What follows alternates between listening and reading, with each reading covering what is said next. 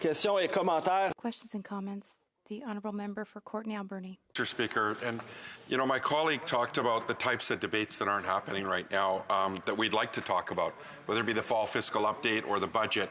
And I think about today being a very important day. It's the National Day of Mourning.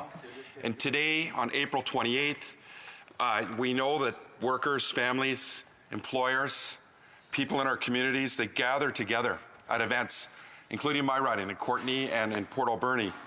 They're held across the country so that we remember those who've lost their lives on the job or been injured on the job, and we renew our commitment to creating safer workplaces. Now, Mr. Speaker, the government has, in terms of hiring people with disabilities, is the worst for any equity group in the federal public service. So I have to raise this today, Mr. Speaker, that with the federal accessibility legislation now in place and employment for persons with disabilities identified as a key priority, recognizing the explicit interface between disability, poverty, and employment, I need to know, what are the federal government's key strategies in accommodating employees who acquire a mental or physical health impairment, who are unable to carry on their duties?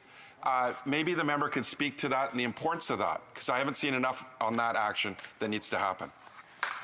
Honorable Secrétaire parlementaire. The Honourable Parliamentary Secretary. Mr. Speaker, the member raises what is a very important issue, and especially on the day of the National Day of Mourning.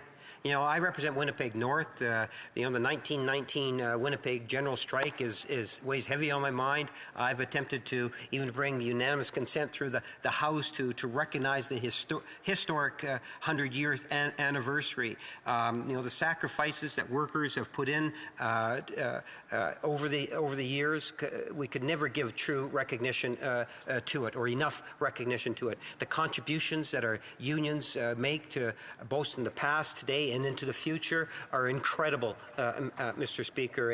And on the issue of the people with disabilities, our minister has been very proactive in trying to bring forward progressive legislation in trying to deal with some of these issues.